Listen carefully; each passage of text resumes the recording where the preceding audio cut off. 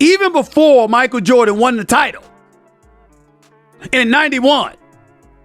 From 88 on, it was clear that Michael Jordan, even with Larry Bird or Magic Johnson winning championships, it was clear that Michael Jordan was the best player in the world. Larry Bird called him God in gym shorts. Stephen A. Smith has finally had enough. The GOAT debate has dragged on for years, but now is laying it out with no fluff, no speculation, just the truth. And the truth is simple. LeBron fans are running on emotion, not evidence. The stats speak, the rings speak, the accolades speak. And Stephen A. is speaking louder than anyone. Before we dive in, make sure to like the video, subscribe to NBA Showdown, and drop a comment. Are LeBron fans being too emotional? Stephen A. wastes no time, opening with a barrage of hard facts. He runs through Jordan's 6 championships, his perfect finals record, his 10 scoring titles, and his dominance on both ends of the floor. Jordan never let a final series go to 7 games. He wasn't just a scorer. He was a nightmare defender in the most physical era of basketball. Stack those numbers against LeBron's, and the way to the argument shifts fast. LeBron has been incredible, consistent, and durable. But Stephen A. makes it clear he hasn't eclipsed Jordan in the category that matters most, overall impact. This isn't opinion. This is cold, undeniable basketball truth. The obvious. You do know that MJ has 6 titles, right? And LeBron has 4. You do know that, right? You do know that MJ was undefeated in all 6 NBA Finals appearances. Do you know that? You do know that Michael Jordan never allowed an NBA Finals series to get to a 7th game. Did you know that? I'm sure you did. Did you know he's a 10-time champion? And LeBron has won a scoring title 1 time? Did you know he's a 9-time first-team all-defensive player?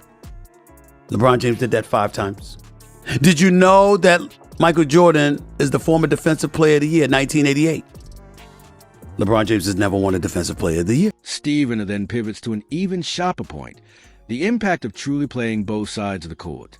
He gives LeBron his flowers, calling him a worthy number 2, which in itself is a massive compliment. But the gap between number 1 and number 2, it's real. And Stephen A. reminds us, LeBron is on the verge of being swept. That's something Jordan never experienced in the best-of-7 series. This matters because it highlights Jordan's unmatched consistency and dominance when the lights were brightest. He never let a finals go to a Game 7. He never got swept. That tells you everything about his killer mentality. Stephen A. isn't just rattling off numbers. He's giving context. The kind of context that separates legendary careers from the greatest of all time. And in that light, he makes it clear, as brilliant as LeBron has been, it still isn't enough to close the gap on Jordan. What you do on both sides of the court, and we're talking about Michael Jordan, in my mind, being the greatest, but not throwing any shade on LeBron James because he's the worthy number 2. But he's about to get swayed. Michael Jordan, he got swept twice, just like LeBron did. But it was in best-of-5 series in 86 and 87 to Larry Bird, McHale, Robert Parrish, Dennis Johnson, Danny Ainge, and those boys. In a best-of-5 series. Michael Jordan has never gotten swept in a best-of-7 series in his career. Stephen then circles back to Jordan's early career struggles to make a critical point. Even when Jordan lost, it looked different. Yes, he was swept twice, but both came in best-of-5 series against Larry Bird's powerhouse Celtics. Once the league moved to best-of-7, Jordan was never swept again. That single stat speaks volumes about his resilience. Even in defeat, he stood tall. This isn't just about rings. It's about a narrative of dominance. Jordan rose to greatness in an era where there were no excuses. He took the losses, came back stronger, and eventually owned the league. Without super teams, without media protection, without shortcuts. Stephen A. uses this to expose the difference. LeBron's career, for all its brilliance, comes with too many caveats. Too many but what IFS. And that's why, when fans argue LeBron is a GOAT, it often sounds more emotional than rational. Understand that during the LeBron James era, there were debates as to whether or not he was the best in the world because Kobe was still playing at one time. Tim Duncan was still playing for a large chunk of that time. And ultimately, Steph Curry has been playing a large chunk of that time.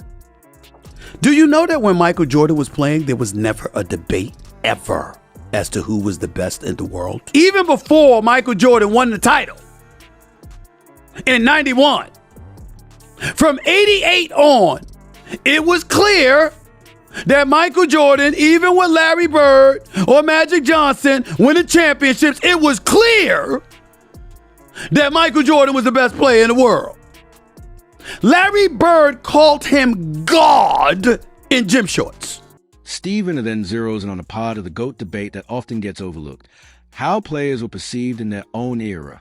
At the height of LeBron's career, there were always debates about who truly held the crown. At different times, Kobe Bryant, Tim Duncan, even Steph Curry were in that conversation.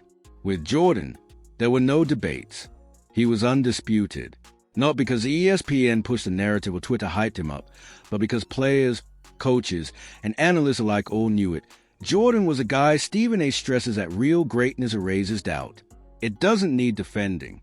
It silences the noise before it even starts. And that's a difference. LeBron's greatness has always required backup from fans and media, while Jordan's greatness spoke for itself. That reality says everything about where LeBron truly stands. If you agree with Stephen A., hit that like button, drop MJ as a GOAT in the comments, and subscribe to NBA Showdown for more hard-hitting breakdowns.